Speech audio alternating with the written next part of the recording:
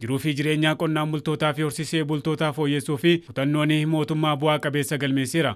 Jijjiirama qilleensa addunyaa qoraa jiru dandamachuu fi hojiin hojjetame qonna Oromiyaa fayyadamaa taasisuu fi godinaaleen Oromiyaas sagantaa seeftineetiitiin jiraachaa turan yeroo ammaa gara misooma qonnaatti galchuun midhaan nyaataa eeguu caalaa ofii misoomsuu akka danda'anii fi godinaalee 10 aanaalee 23 fi paampiin bishaanii 1,945 birrii miiliyoona 200 oliin bitamanii godinaaleef dabarfamaniiru. Godinaaleen deeggarsa jala turan yaada isaanii FMC'n gahanii gargaaramtummaarraa gara oomishtummaatti seenuu fi hojiin hubannoo bal'aanii hojjetamaa tureen hawaasni gargaarsa seeftineetii jala ture akka qonnatti bobba'uu fi haamilee guutuu akka qabus kaasaniiru. Marii garagaraati kan waliin goone wanni ka'aa ture homaan hin jijjiirree kan jedhu. Hojii hojjenne kana keessatti hirkattummaan nutti dabalamaa dhufee jira. Yeroo hunda waan isa abdannuuf kan harka qabnu akka itti laallu. Kanaaf inni nu miidhaa dhufee jira.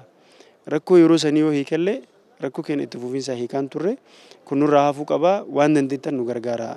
Misooma nu hojjedha daandii bakka laga ce'uu dadhabnutti laggeen nu haa misoomanii qabeenyi kun yoo dhihaate kanaan alatti nagaadha jedhanii nagaatti dhaammatanii iddoo marii goone hundattuu keessaa bahee jira jechuudha. Meentaalitii sammuu irratti ilaalcha irratti hojiin hojjetame hojii salphaa miti. Zeen isaan jiran keessa immoo isteeppii jalqaba irratti waligala 98 qabu akka godinatti 59 marsaa tokkoffaa irratti kaafe immoo marsaa lammaffaa irratti giraajuweet gochiisuuf hojjetamaa jiru. Wanni laayivliiduu isaanii jiruuf jireenya isaanii jijjiiruu danda'u. Haroo qootuu dhiyeessii adda addaa deeggarsa ekstenshinii maaliin kun taasifamaa jira. Inni kunis isa ijoodha jechuudha. Akka godina Baalee Bahaatti yoo xiqqaa hawaasni 100 ol ta'u gargaarsa keessa tureera. Kana hambisuudhaaf bara darbeerraa jalqabee karaa adda ta'een hojjenne yoo xiqqaate hawaasa waliigala gargaaramu keessaa 70 keessaa akka eebbifamu yookaan immoo akka ce'u hojiin bal'aan hojjetamaa tureera.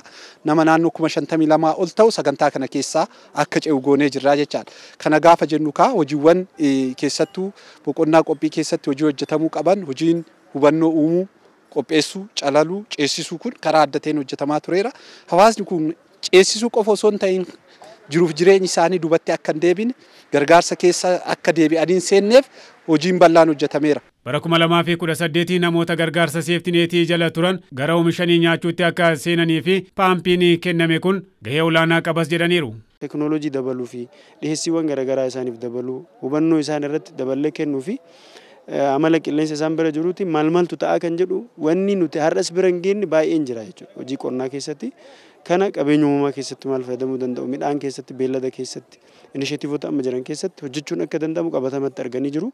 Kanaaf nus kana cimsine biyyi kun waan amma jalqabdee addunyaa irratti mul'ataa jirtu kun kanaan dabalamee sadarkaa yaadne ol deemuun hin danda'ama kan jedhu kana qabannee kutannoodhaan hojjetaa jirra. Calalli yeroo gaggeeffamu qonnaan bulaan tokko dursee nuun barbaachisu deeggarsa nuun barbaachisu jennuu saniin warri deemaa jiru jira. Hojii milkii qabu waraana hojjennee persantii 100 keessa baana jennee alla. Imala akka biyyaatti qabame bara 2018tti gargaarsi tokkoyyuu akka dhaabatu jedhamee karaa adda ta'een hojiin bal'aan hojjetamee irrattis walii galameera. Kana milkeessuu keessatti paampiiwwan amma reebsaman kun joomembireeniin yookaan pilaastikiin kennamaa jiru kun fi dabalataan immoo liqiiwwan garagaraallee hojii qonnaa qofa osoo hin ta'in hojii miti qonnaa irratti illee karaa adda ta'een karoorfannee irratti hojjechaa jirra. Hoogganaan biiroo qonna Oromiyaa Obbo Geetuu Gammachuun mootummaan naannoo Oromiyaa qabeenya uumamaa qabdu qixaan misoomsuun deeggaramuu jalaa bahuun alergii fi hojjechuun dhimma murteessaa ta'uu hubatamee hojiin hojjetamaa jiru bu'aa fidaa jira jedhanii deeggarsi paampii taasifame qaama kanaatis jedhaniiru.